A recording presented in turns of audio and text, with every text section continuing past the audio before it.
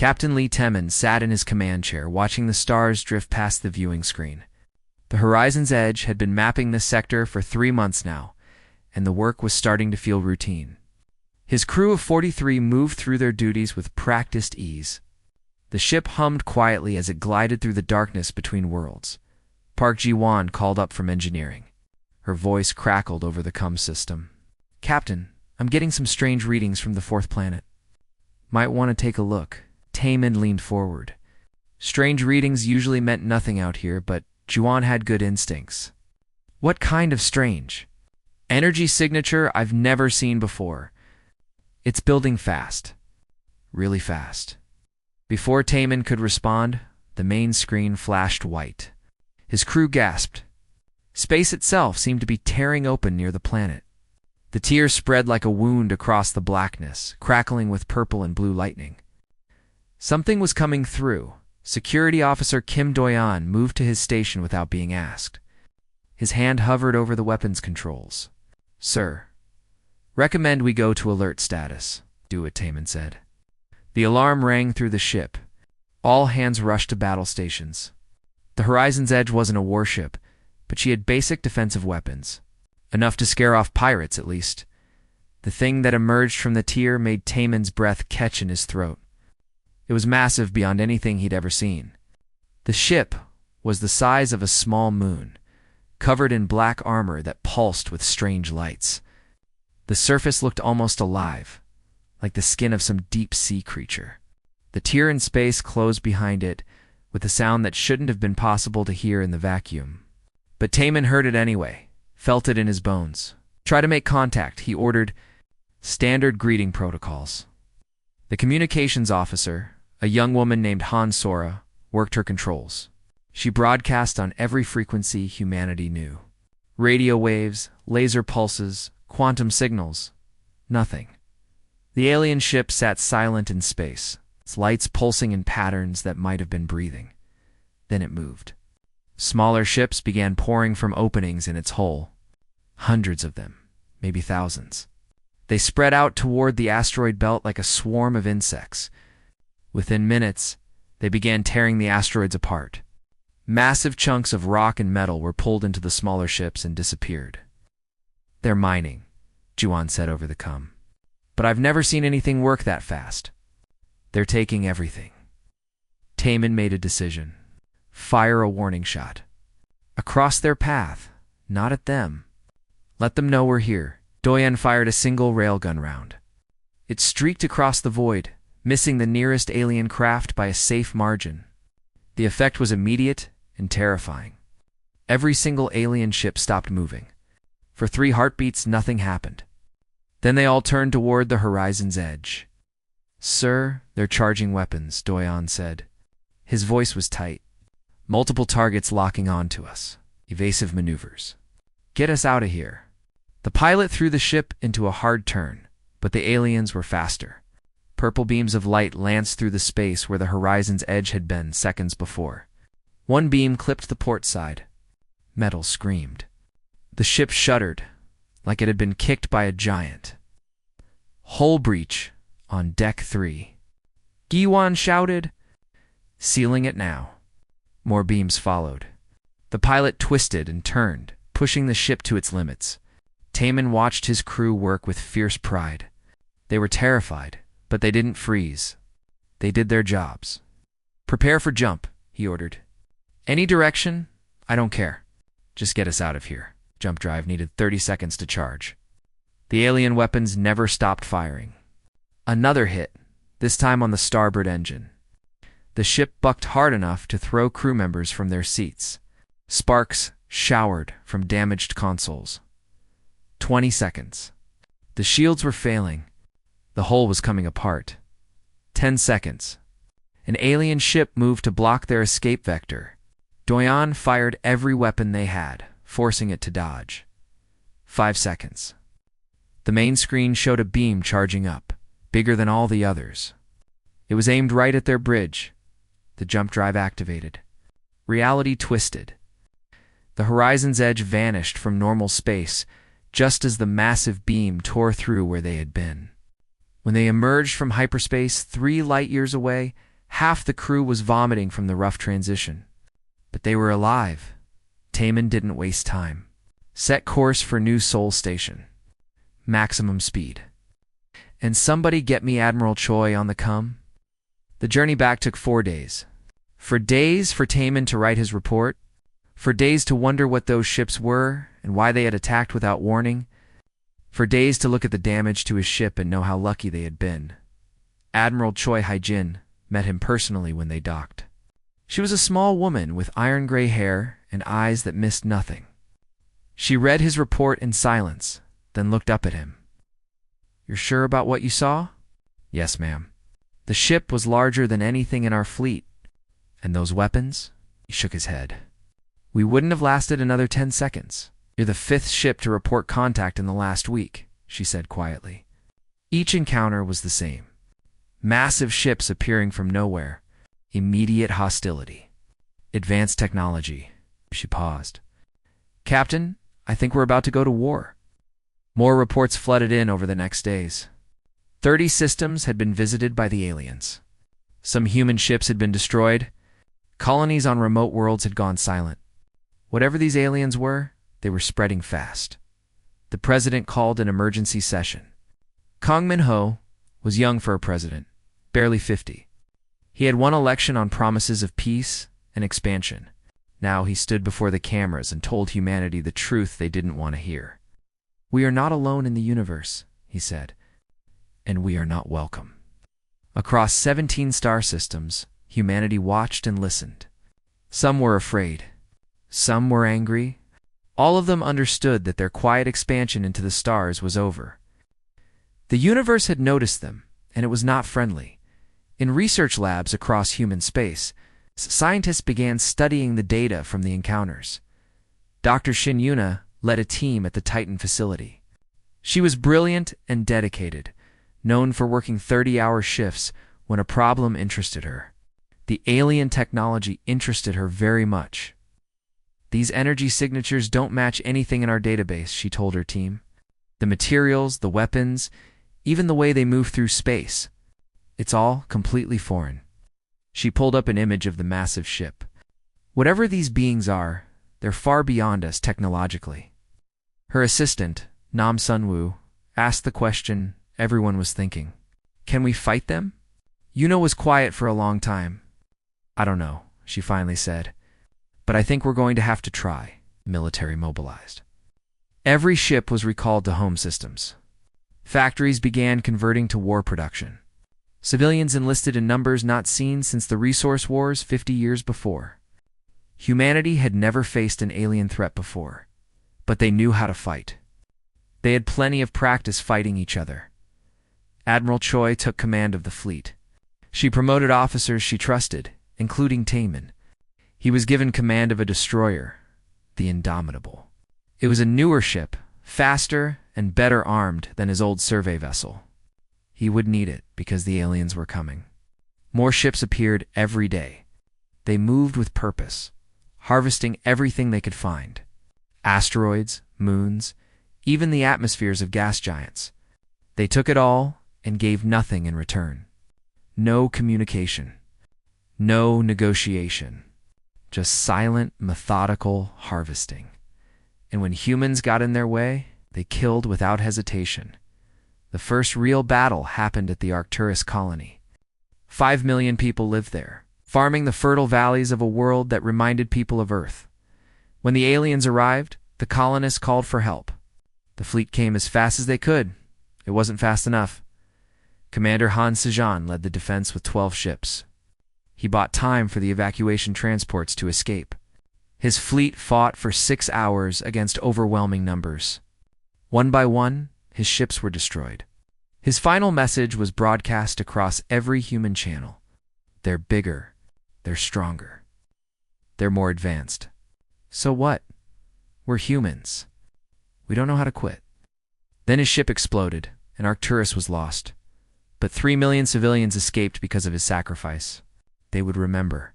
They would tell their children about the battle, about the courage of those who stood and fought, about the price of human defiance. The war had begun, and there was no going back. The aliens had a name now. Intelligence officers had managed to decode fragments of their broadcasts. They called themselves the Vreth Dominion. The name meant nothing to humanity, but the threat was very real. Admiral Choi stood in the war room, looking at the tactical display. Red markers showed Vreth positions. Blue markers showed human forces. There was far too much red and not nearly enough blue. Every day more red appeared on the map. They're following a pattern, she said to her staff. They establish a position in a remote system, strip it of resources, then move forward. They're not trying to occupy territory. They're harvesting. Captain Lee Temin was in the room. He had fought 3 skirmishes since taking command of the Indomitable. He had won 1 and retreated from 2. What are they harvesting for? He asked. We don't know. Maybe they need the materials. Maybe they're just clearing the area. Either way, they leave dead systems behind them. Park Juan attended the meeting by video link from her new position as chief engineer of the fleet. Her face looked tired on the screen. I've been analyzing the wreckage from our battles. Their shields are the problem. Our weapons can't punch through. Nuclear missiles, kinetic rounds, energy weapons, nothing works. They just absorb everything. Kim Doyan, now a major, spoke up. Then we need to find a way around the shields. Or through them. We're working on it, Juan said. But it takes time, and time is something we don't have. The Vreth didn't give humanity time to prepare. They pressed forward on multiple fronts. Human fleets rushed from crisis to crisis, always arriving too late or with too few ships. The mathematics of the war were brutal and simple. The Vreth could afford to lose ships. Humanity could not. At the Battle of Kepler 442, Temin lost a third of his crew. A Vreth beam weapon had cut through his ship's hull like paper. 17 people died instantly. 20 more were injured. He held the hand of a young ensign as the boy died. Whispering about his mother back on Earth, Temin would never forget that boy's face. But the war went on. There was no time for grief, Dr. Shin. Yuna worked around the clock at her lab on Titan. She had samples of Vreth technology now. Pieces recovered from destroyed ships. Her team examined every fragment with desperate focus. They needed an answer. Any answer, it was Bei Jisoo, one of her engineers, who found it. She was running tests on a piece of Vreth shield generator when she noticed something. Doctor, look at this. The shield operates on a specific quantum frequency. It's incredibly narrow band. Yuna leaned over her shoulder. Show me.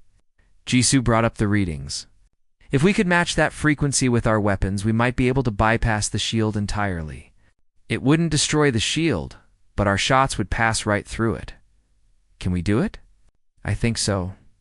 It would require modifications to every weapon system we have.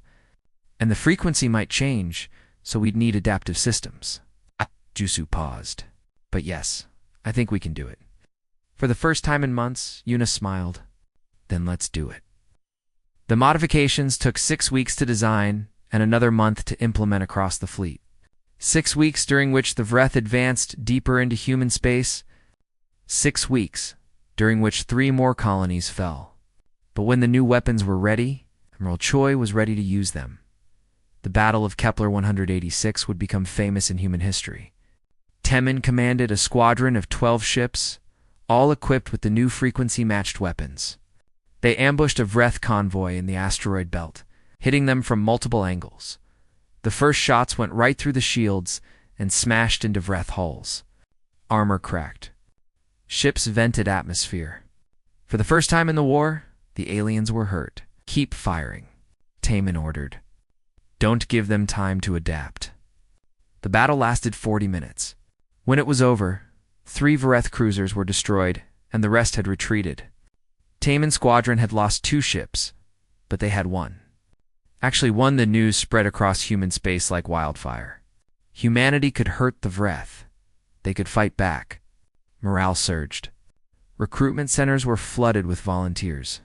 The factories doubled their production, but the Vreth had a response too. Thanks after the Battle of Kepler 186. They deployed a new weapon at New Jeju. The agricultural world was home to 4 million colonists. It had vast oceans and continent-spanning farms. It was one of humanity's most beautiful colonies. Park Juan watched from the bridge of her ship as the Vreth fired their weapon at the planet. At first, nothing seemed to happen. Then the atmosphere began to glow. The glow spread and intensified. Within minutes, the entire sky was on fire. What are they doing? Someone asked. Juan understood, and her blood ran cold. They're igniting the atmosphere. It's a cascading fusion reaction. The fire consumed the entire planet. Oceans boiled. Cities melted. Mountains turned to glass. In 6 hours, New Jeju went from a living world to a dead cinder. 4 million people died. Not a single person escaped. The message was clear. Humanity could fight back, but the Vreth could always escalate. For every victory, there would be a terrible price. President Kong addressed the nation that night. His face was gray with grief. The Vreth have shown us their power. They have shown us what they're willing to do. But they have not shown us anything that makes us want to surrender. New Jeju will be avenged. Every person who died there will be remembered. And the Vreth will learn that humans do not forgive. The war entered a new phase. Humanity threw everything they had into the fight. Shipyards ran 24 hours a day. Scientists developed new weapons as fast as they could think of them. AI-guided drone swarms, ships with experimental jump drives, mines that could move and hide themselves.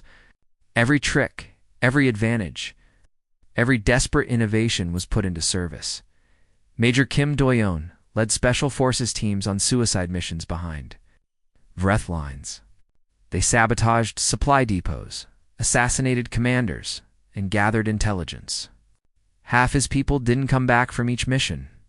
He promoted replacements and sent them out again. There was no other choice.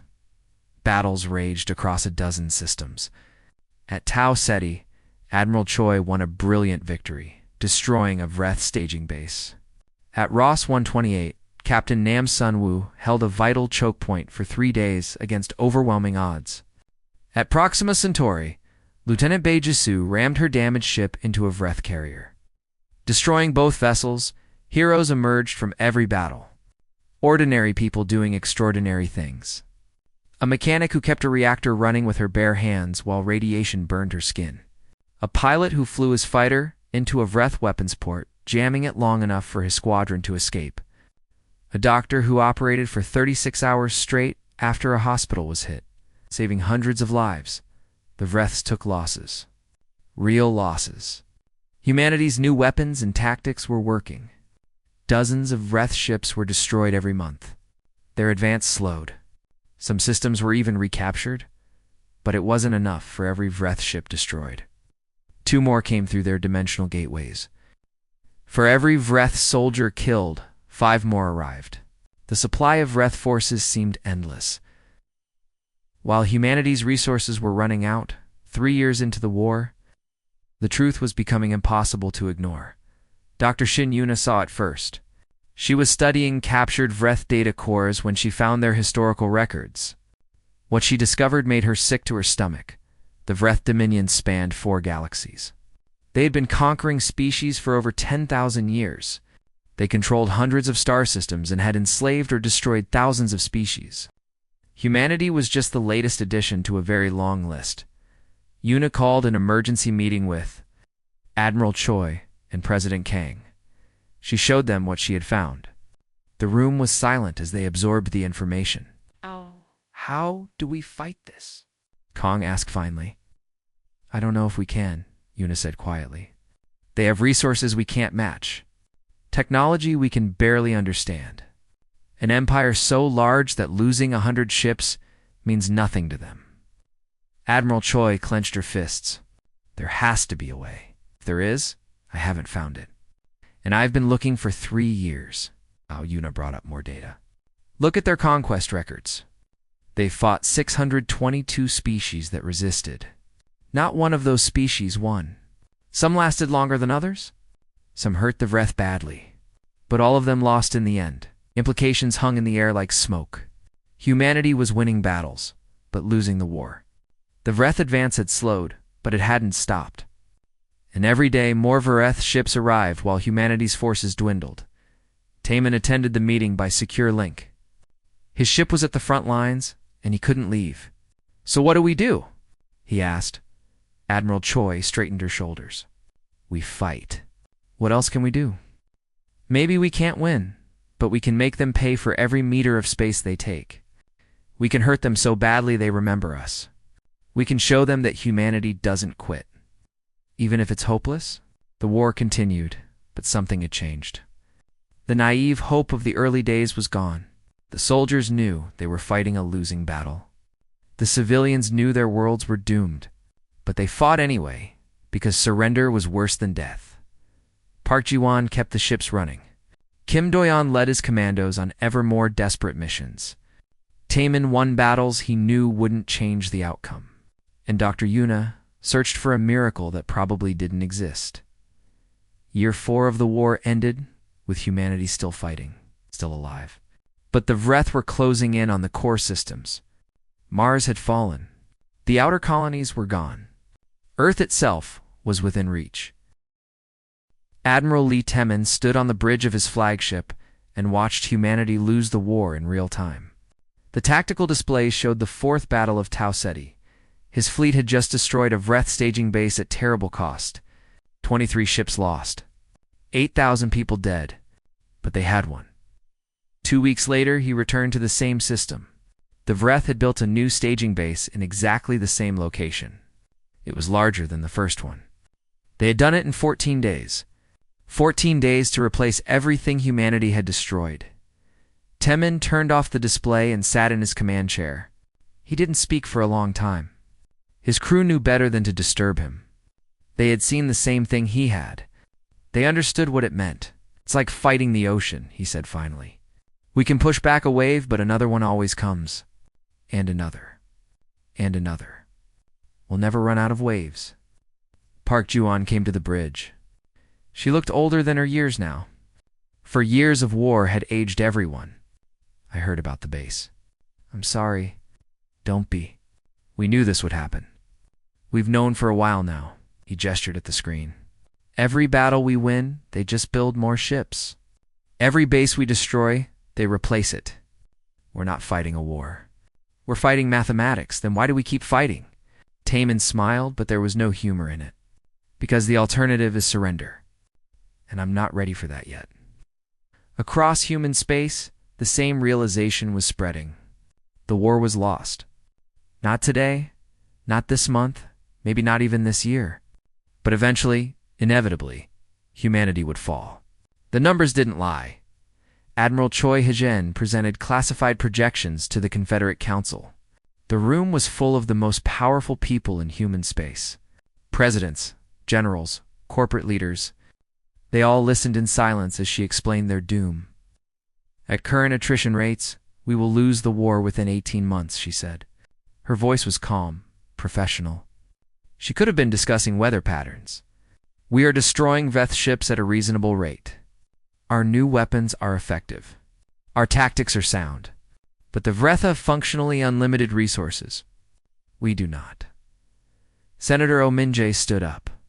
He was an older man, gray-haired and tired. "Then we should negotiate. Surrender on the best terms we can get. Save as many lives as possible." President Kong shook his head. "Negotiate what?" "The Vreth don't negotiate.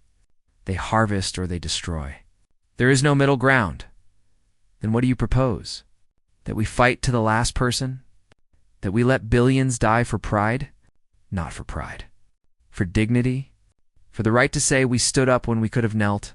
Kong looked around the room. "I know the math. I know we can't win. But I also know that some things matter more than survival." The debate raged for hours. Some supported fighting to the end. Others wanted to sue for peace, even if peace meant slavery. The vote was close, but in the end, the council voted to continue the war. Humanity would fight until it couldn't fight anymore.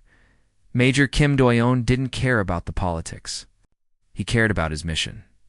He led a team of 12 commandos on a raid deep into Vreth territory. Their target was a dimensional gateway facility. If they could destroy it, They might cut off Wreth reinforcements to an entire sector. The mission went perfectly. They infiltrated the facility, placed quantum charges at critical points, and extracted without casualties. When the charges detonated, the gateway collapsed in a spectacular explosion. For a moment, Doyon felt real hope. Maybe this would change things. It didn't. The Wreth opened 3 new gateways in adjacent sectors within a week. The strategic situation didn't change at all. Doyon's team had risked their lives and accomplished nothing that mattered. He reported to Admiral Choi personally. "Ma'am, I have to ask, what's the point?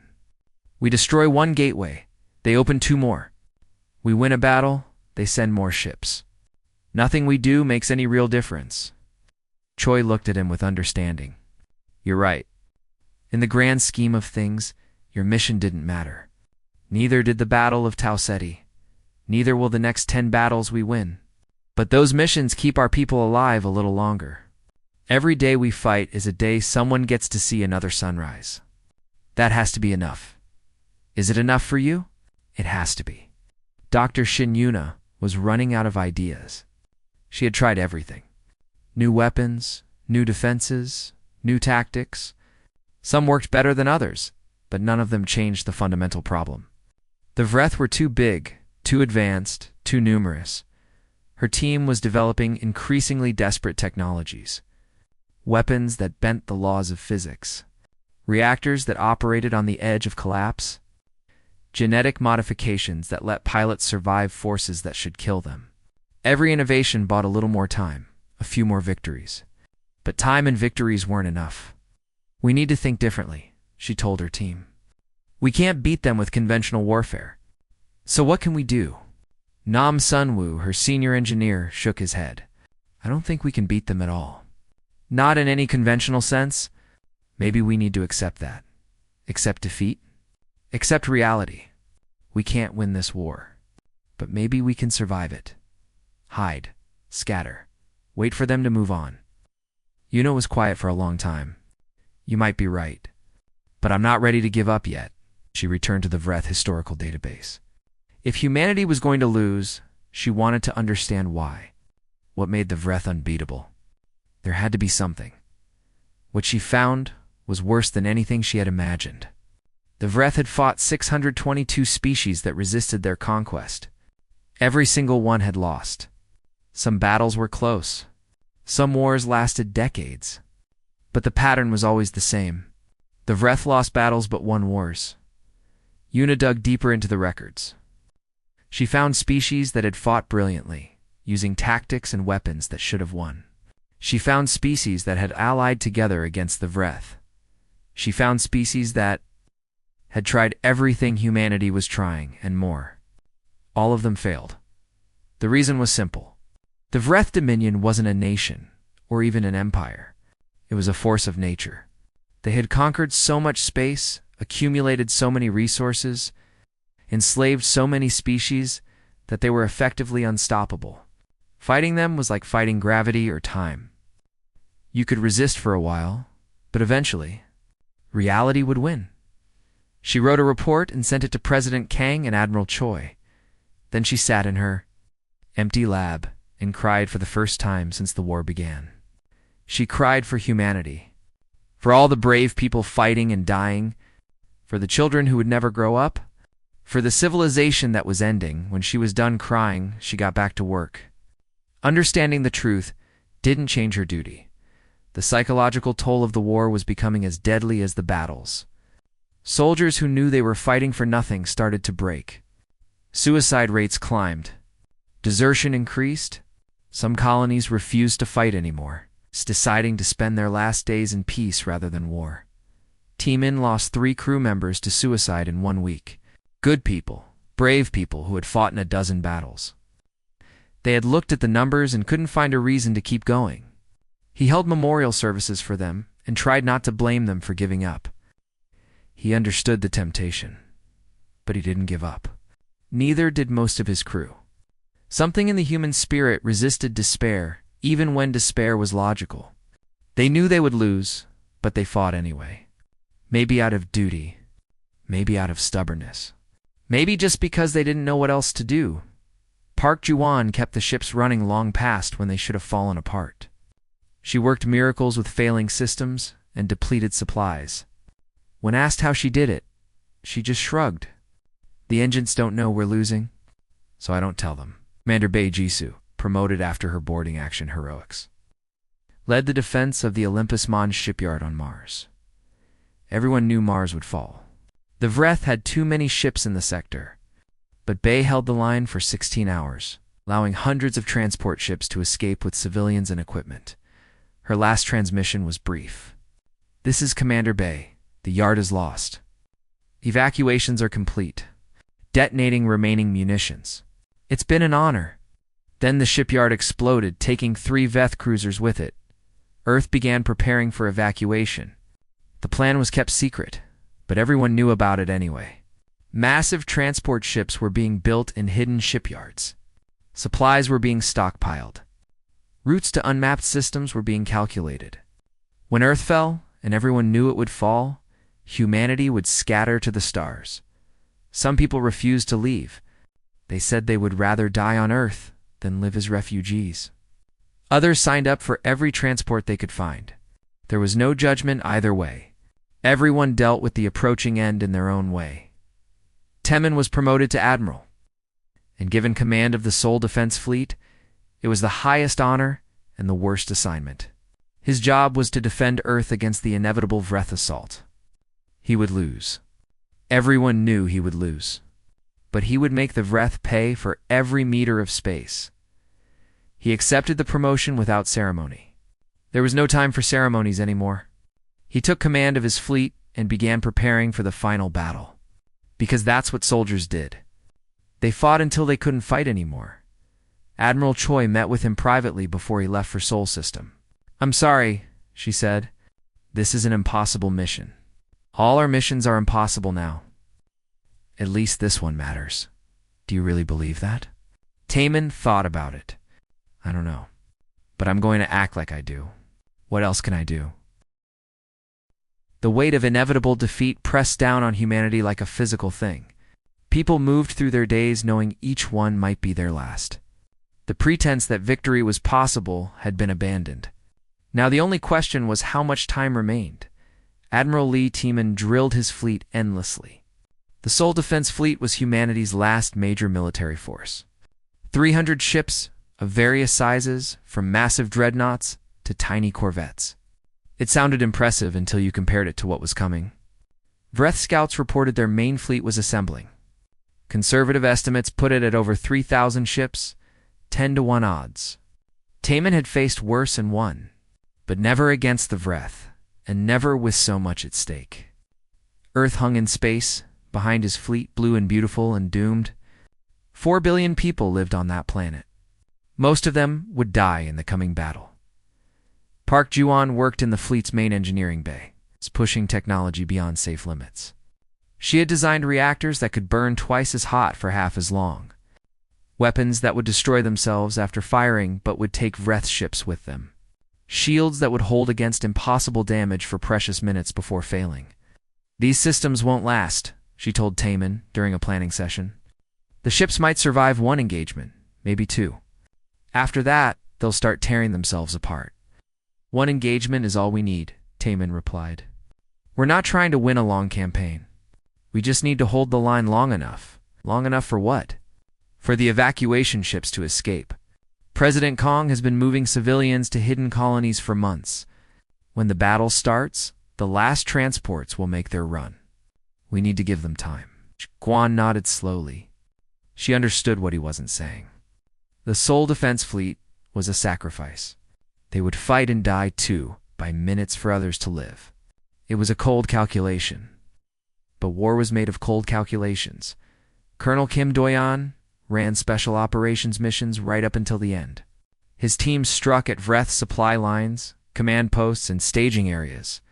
They couldn't stop the Vreth advance, but they could slow it. Every day they bought was another day for evacuations to continue. His last mission was a disaster. Intelligence had indicated a Vreth command ship was vulnerable. Do-yeon led a boarding party of 20 commandos. They made it aboard the ship and fought their way to the bridge. Then Vreth reinforcements arrived and cut them off. Half his team died in the fighting. The rest barely escaped. Doyon made it back to his ship with 3 bullet wounds and burns across his back. The medics patched him up, and he immediately began planning the next mission.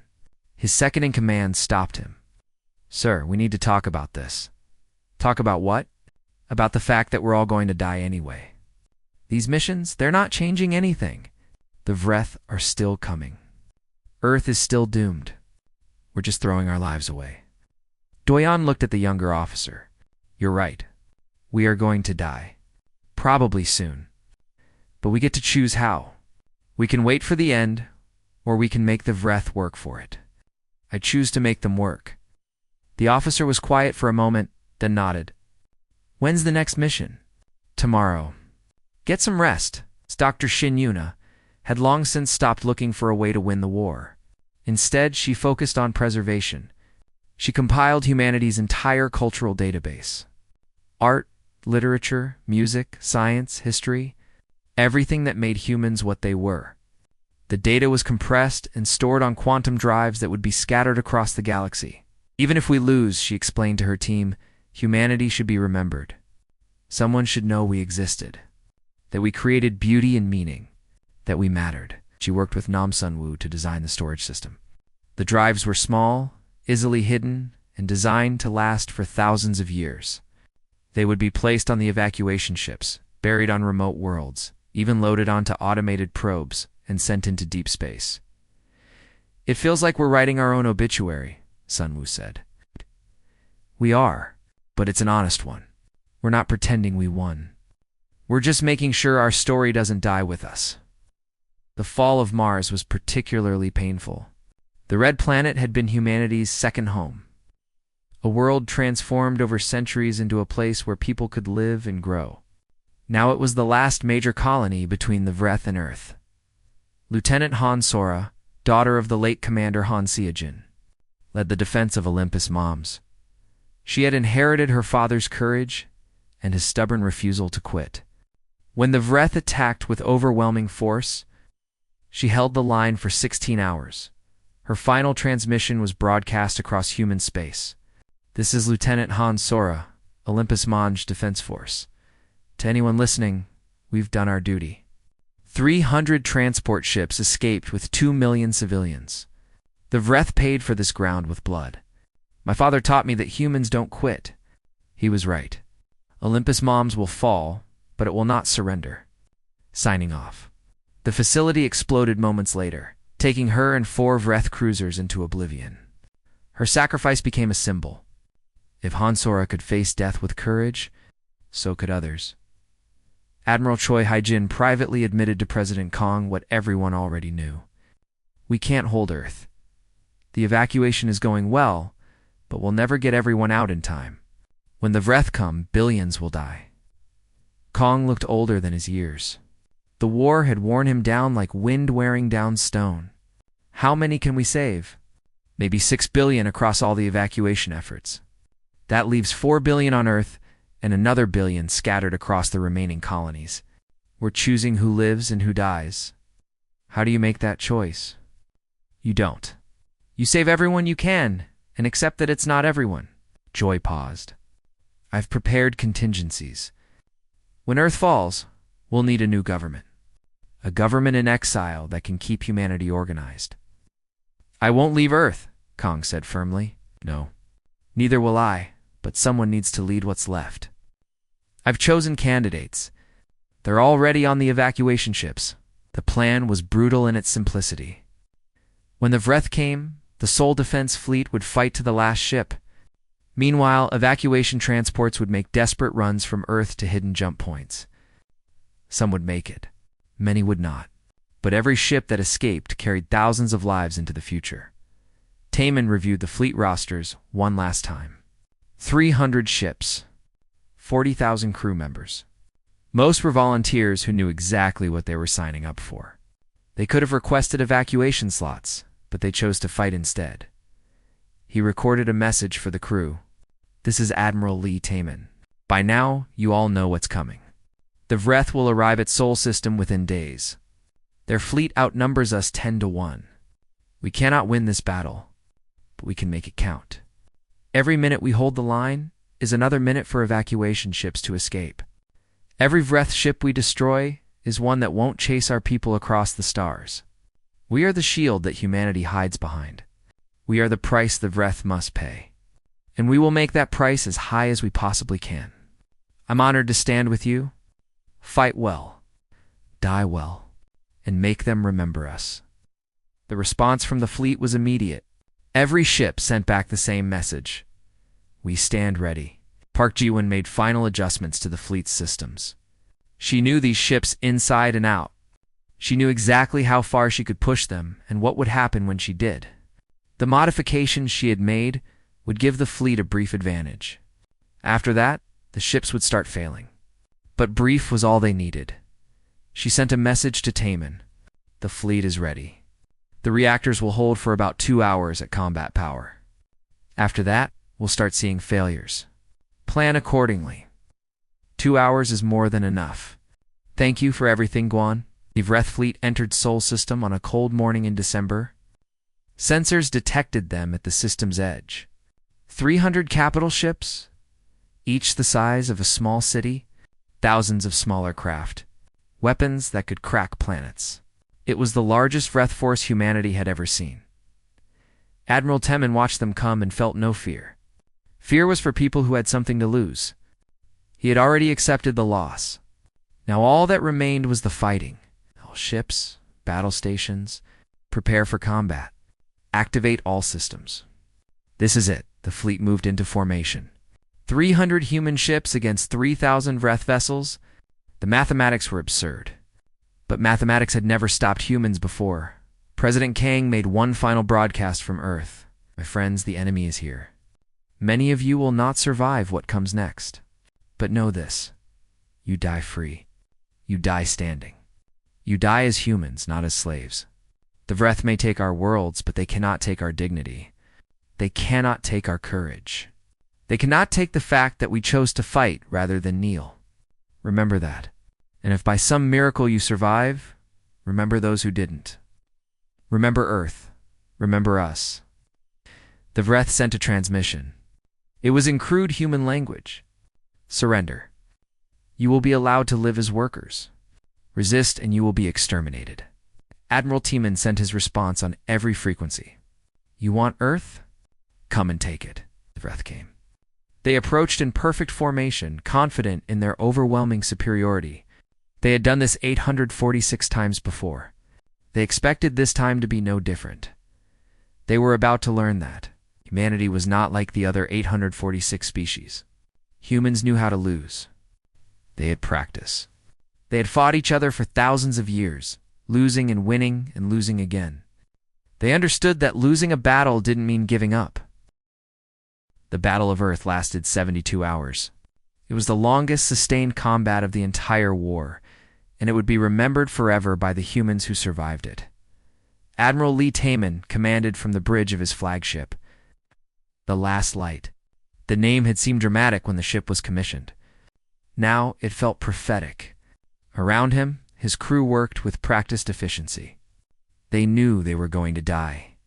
They did their jobs anyway. The Vreth came in waves, methodical and precise. They didn't rush. They didn't need to. They had the numbers, the weapons, and the time. They simply advanced and destroyed everything in their path. But humanity made them pay for every meter. Taemin's fleet had spent months preparing for this battle. Every ship had been modified, every weapon optimized, every tactic rehearsed. The crews were veterans who had fought the Vreth for years. They knew the enemy's patterns, their weaknesses, their strengths. The first engagement destroyed 30 Vreth ships in exchange for 20 human vessels. The ratio was better than it should have been. Taemin allowed himself a moment of grim satisfaction before ordering the next attack wave. Park Ji-won worked miracles in engineering.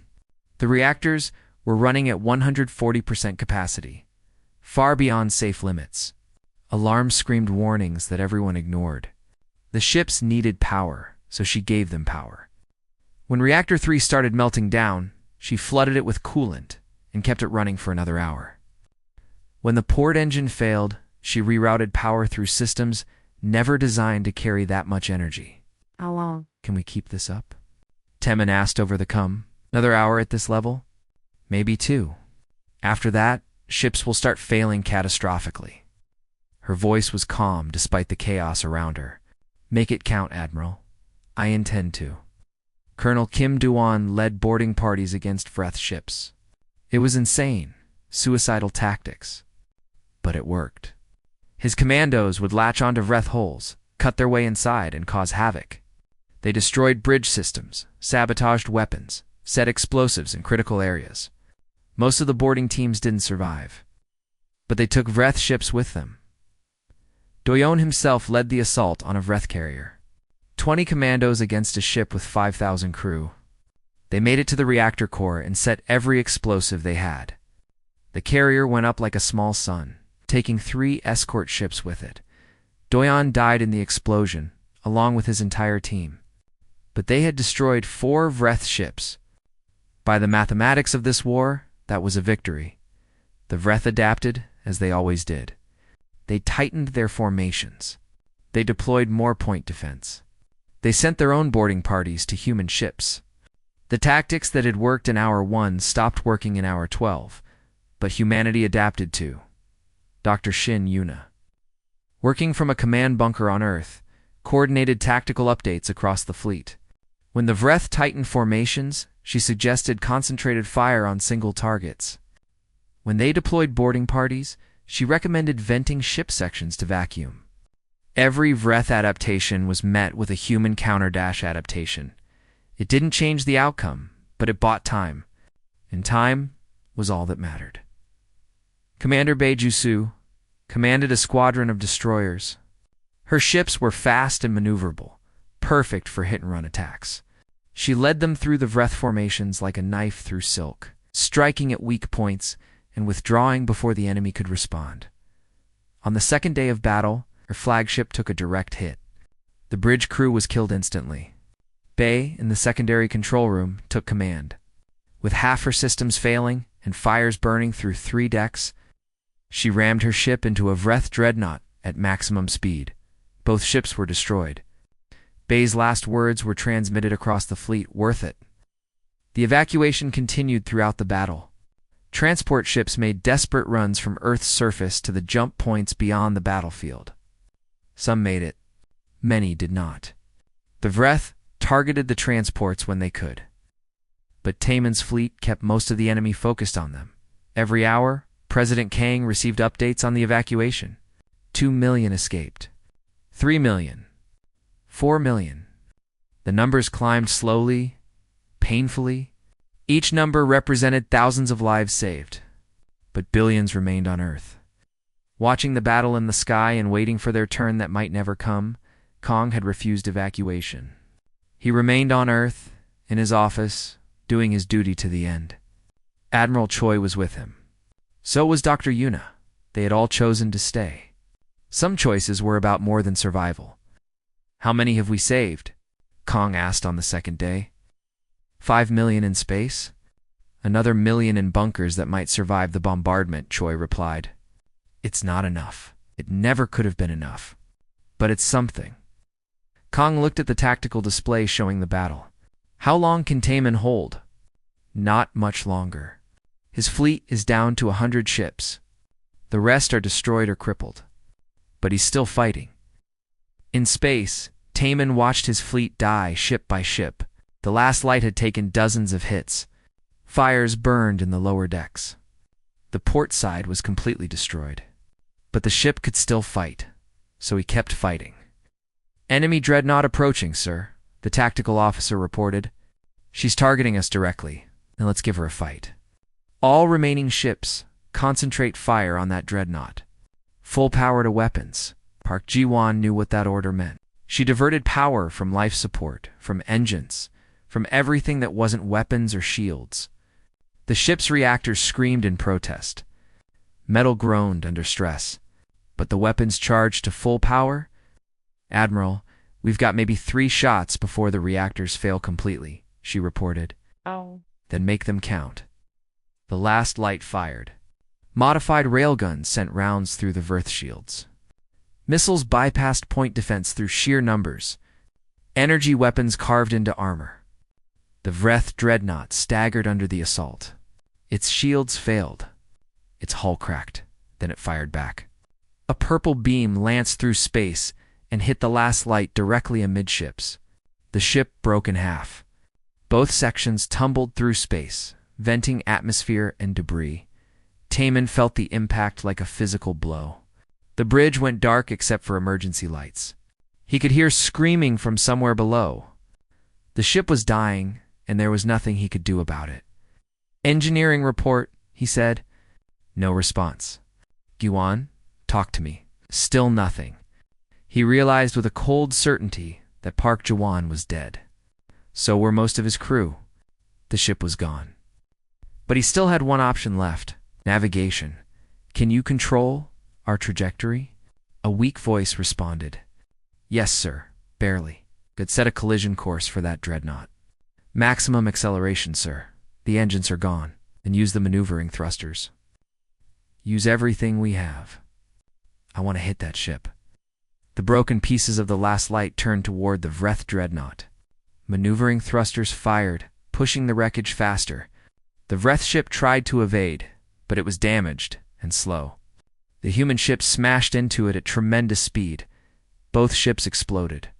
Admiral Lee Tiemann died in the fireball, along with the Vreth commander and 3,000 Vreth crew. It was a fair trade, he thought in his final moment. A fair trade. By the end of the third day, the Sol Defense fleet was gone. Every ship destroyed or crippled, 40,000 crew dead. But they had destroyed 63 Vreth ships and damaged hundreds more. For 3 days, they had held the line. And because they held the line, 6 billion people escaped Earth. 6 billion out of 10 billion. It wasn't everyone, but it was something. The Vreth began planetary bombardment immediately. Purple beams rained down from orbit, destroying cities and military installations. Earth's defenses fired back, but without the fleet, they couldn't last long. One by one, the orbital platforms fell silent. President Kang broadcast one final message as the bombs fell. "To all humans, wherever you are, whatever you're doing, remember Earth. Remember what we stood for. Remember that we chose dignity over survival. The Veth are taking our world, but they cannot take our spirit. We are humans. We don't know how to quit. Goodbye and good luck." Then the presidential complex took a direct hit, and Kong was gone. Dr. Shinyuna survived longer. Her bunker was deep underground, shielded by layers of rock and armor. She used her last hours to transmit the cultural database to every escape ship she could reach. Humanity's history, its art, its science, everything that made them what they were. If the species was going to die, it would be remembered. Her final transmission was brief. "This is Dr. Shinyuna, Titan Research Station. I'm sending you everything. All our knowledge, all our culture. Keep it safe. Study it. Remember us. And if you ever face the Vreth again, make them pay. We fought. We lost. We knew we would lose from the beginning, but we fought anyway, because that's what humans do. Don't let our sacrifice be forgotten." Yeah, the transmission ended. Moments later, her bunker was destroyed by a direct strike. Earth died slowly. The bombardment continued for weeks. Oceans boiled. Continents burned. The atmosphere caught fire, just like on New Jeju. Within a month, Earth was a dead cinder. Just another world the Vreth had harvested, but humanity survived. 6 billion people, scattered across 1,000 hidden colonies. They received the transmissions from Earth. They watched their homeworld die. They mourned, and then they began to rebuild. The Vreth cataloged Earth as conquered. They added humanity to their list of defeated species. Number 847, noted as particularly troublesome but ultimately irrelevant. Just another race that had fought and lost.